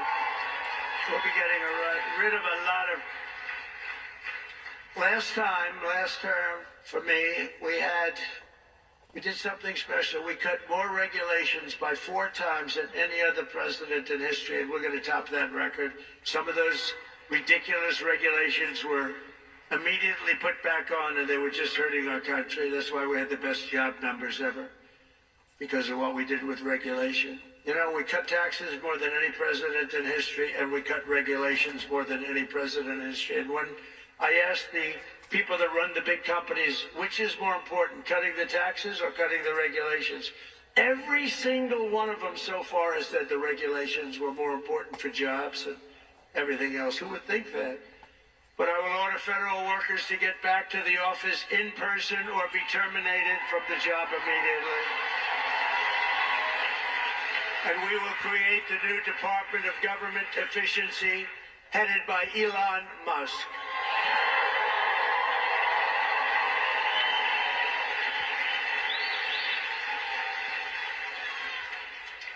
And no, he's not taking the presidency. I like having smart people. You know, they're on a new kick. Russia. I do want to comment on what he's talking about here pertaining to energy. I don't agree with drill, baby, drill, baby, drill, drill, drill, and I think your environmentalists all over the world will basically say the same thing, because it's Donald J. Trump that has been basically in denial about global warming or environmental changes. I think that he's going to regret doing that, or the people's going to regret getting in behind him towards doing that, because it's going to be more prone of seeing not tremors, but major earthquakes, and could actually involved in Yellowstone National Park, the volcano blowing up. They know these things. They know that the damage that they're creating underneath our feet, as well as above our heads, is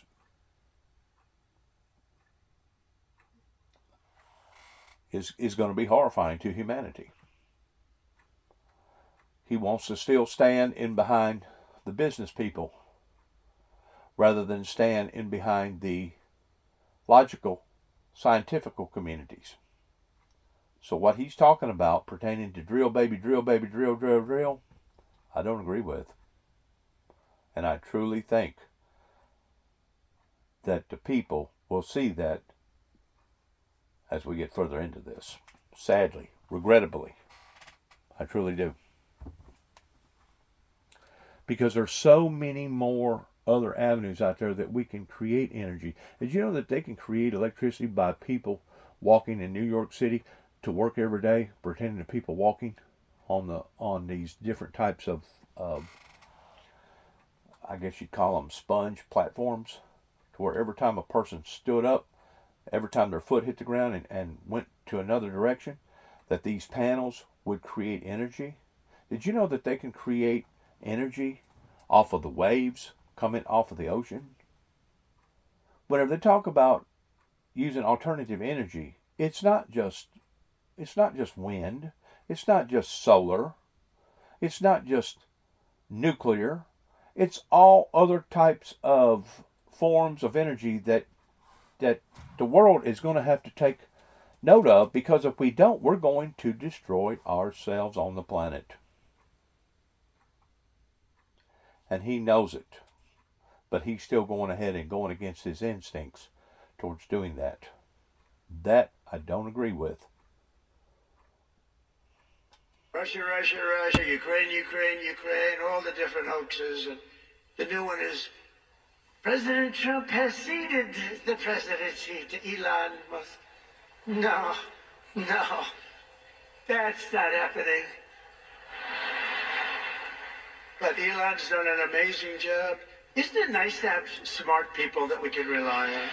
Don't we want that? He's done a great job.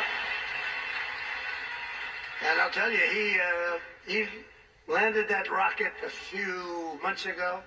It landed, it's coming down so fast, 17,000 miles an hour, he says, and coming down, it looks like it's getting ready. And then all of a sudden, the jets go on, it slows it down, then it's almost stopped it.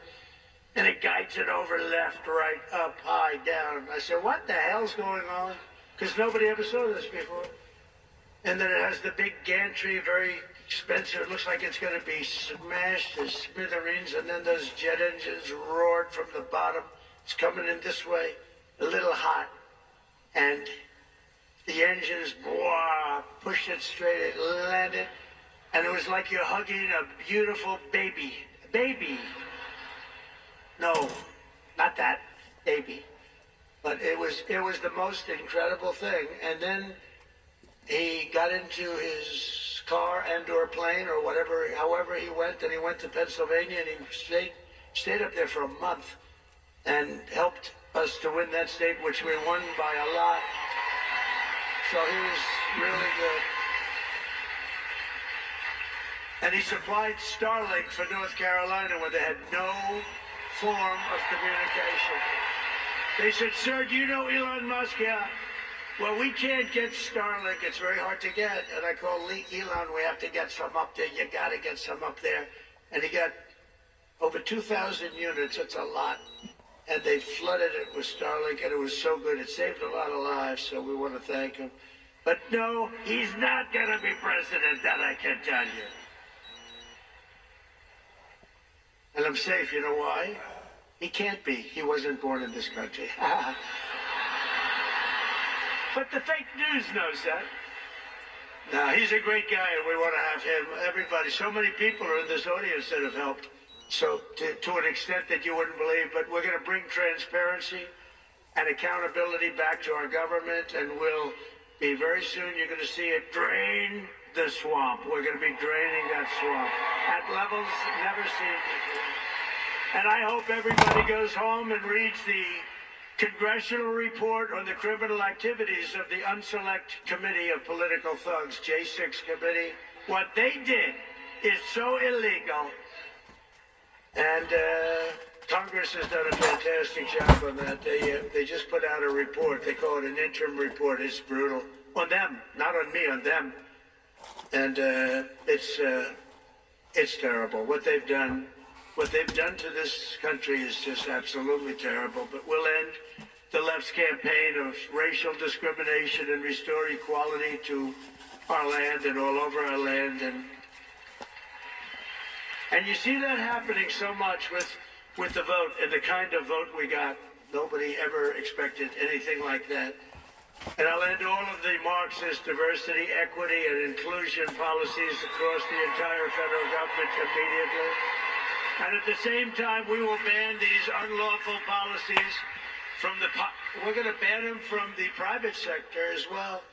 In America, we believe in the merit system, and now because of the major decision handed down recently by the Supreme Court, our country has again gone back to the merit system. That's what made our country great.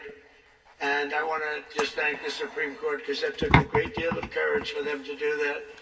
And some people were surprised by it, but that's what made us great. Merit made us great. I will direct our military to begin construction of the great Iron Dome missile defense shield, which will be made all in the USA, much of it right here in Arizona. You know, Ronald Reagan wanted to do it many, many years ago, but they didn't really have the technology. It's lucky that he didn't, because they didn't, but they have it now and can knock a needle out of the sky. And as Commander-in-Chief, I will restore the proud and historic names of our great military bases like Fort Bragg. We're going to get them back.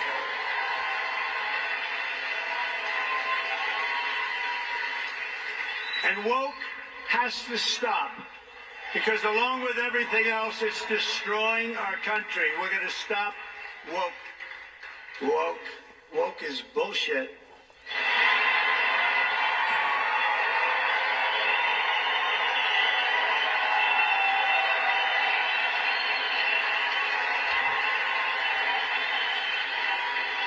As an example, in addition to the military bases, I understand they want to now rename 14 ships. We want to rename them. Some of these ships have had a great and glorious past. They want to take the name off and put another name down. And I can imagine whose name they're going to put up. Not going to happen with me. It's not happening with me, I can promise you that. The actions I have described today are just a small preview of the common sense revolution, because that's what I call it, a common sense revolution that's coming soon to America. To a theater near you, right? But it's coming to you through your president, Donald J. Trump. The people have given us their trust, and in return, we're going to give them the best day one, the biggest first week, and the most extraordinary first 100 days of any president in American history. And in conclusion, on January 20th, the United States will turn the page forever on 4 long, horrible years of failure, incompetence, national decline, and we will inaugurate a new era of peace, prosperity, and national greatness. It's going to be national greatness. Will be something very, very special. And you could use a little of that because you haven't seen any of it in 4 years. What's happened to our country is so sad. We're going to cut your taxes, end inflation, slash your prices, raise your wages, and bring thousands of factories roaring back to America and right back here to Arizona. Because when I agreed to do this, and I had to do it for Charlie, because he's special, but I said, Charlie, I'll do it, but this has to be also a real tribute to Arizona because they gave us such a big win. And I said, I'll get in my plane at 4:45 in the morning, and I'll fly here, but we have to really acknowledge and take care of the people of Arizona because you were fantastic. And I just want to thank you for that big win. Not an easy win. And we're going to build American, we're going to buy American, and we will hire American. I will end the war in Ukraine. I will stop the chaos in the Middle East, and I will prevent, I promise, World War III, and we're very close to World War III. We will crush violent crime. We're going to stop violent crime. We're going to have to be tough. Please get ready. You're going to have to be tough. We can't let this happen. Our cities are crumbling. And give our police the support, protection, resources, and respect they so dearly deserve. And I rebuilt our entire military at a level that it had never been. Unfortunately, we gave a big chunk of it to Afghanistan. You believe that one? What a terrible thing. But we will again rebuild those sections of our military that have been so badly hurt. Plus, we give so much of it away. You know, when I came in the last time, we had no ammunition. Can you believe it? I was greeted with a general, sir, we're very low, almost no ammunition. I said, keep it quiet. Let's not let the enemy know that. That doesn't sound too good. Steve Bannon would say that's not a good thing. No ammunition is not good, right, Steve? And I built so much ammunition so fast. Nobody's ever seen anything like it. We give a lot of our ammunition away, as you know. And we have to take care of ourselves. We have to protect ourselves. And we have to make our country great. We just can't keep doing what we're doing. Especially when these wars never had to start. They never had to start. We will rebuild our once great cities, including our capital in Washington, D.C., making them safe, clean, and beautiful again, and we'll do it quickly. We'll teach our children to love our country, to honor our history, and to always respect our great American flag. Amen there. Get critical race theory and transgender insanity the hell out of our schools, and we're going to get it out of our schools very fast. Amen there. I will defend religious liberty, I will restore free speech, and I will defend the right to keep and bear arms. Including a sword? After years of building up foreign nations, defending foreign borders, and protecting foreign lands, we are finally going to build up our country, defend our borders, and protect our citizens. We're going to protect our citizens. Amen there. And we will stop illegal immigration once and for all. It's going to stop. You're not going to have an invasion of our country any longer. That will stop in just a few very short weeks. We will not be occupied. We will not be overrun. We will not be conquered. We will be a free and proud nation again, a nation led by competent people, a nation that we can be proud of. We're going to be so proud of our nation. We already are. It's already happened. Remember what I said. There's new light all over the world, not just here. All over the world, everyone will prosper. Every family will thrive. And every day will be filled with opportunity and hope. And will be filled with a thing called the American dream. Get up the American dream back. For the past 9 years, you and I fought side by side against the most sinister and corrupt forces on earth. And in our magnificent victory on November 5th, you showed them once and for all that this nation does not belong to them. This nation belongs to you. That's what happened. It was hardworking patriots like you who built this country. And in 2024, it was hardworking patriots like you who turned out and voted and saved our country. That's what happened. After all we have been through together, we now stand on the verge of the 4 greatest years in American history. We're going to make these the 4 greatest years in the history of our country. With your help, we will restore America's promise. We will rebuild the nation that we love, and we will do it very, very fast. That's what we want. We are one people, one family, and one glorious nation under God. We will never give in. We will never give up. We will never back down, and we will never, ever, ever, ever surrender. Amen. Together we will fight, fight, fight, and we will win, win, win. We're going to win a lot. And together we will make America powerful again. We will make America wealthy again. We will make America healthy again.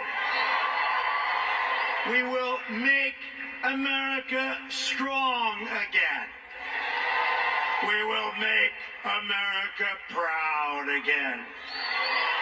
We will make America safe again. And we will make America great again. Thank you very much. And thank you, Arizona. Happy New Year. Merry Christmas. Thank you very much. Thank you. God bless you all. That is President-elect Donald Trump speaking to a young conservative crowd in Arizona at his first rally-style event since his election win. I'm Mike Emanuel. Welcome to Fox News Live. Fox business correspondent Edward Lawrence is live in Phoenix with more. Hello, Edward. Once more, I'm going to end by saying, God bless America, God bless our troops, and by also saying that this is not going to take place overnight. We didn't get in this position that we're in right now overnight. And it's going to take some reforming, and odds are it's probably going to take some sacrificing regarding whatever to do this. I just want to verify that through some of my viewers that, you know, it sounds good in theory, sounds good on paper per se, but whenever you actually get down to where the rubber meets the road, there's going to be some resistances.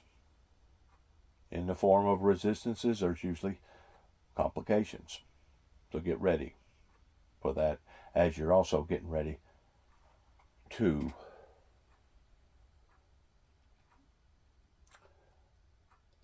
bring this in the direction that it never should have went to begin with, pertaining to all these bad people that has come in and tried to remodify our way of life in America. God bless. God bless. Merry Christmas.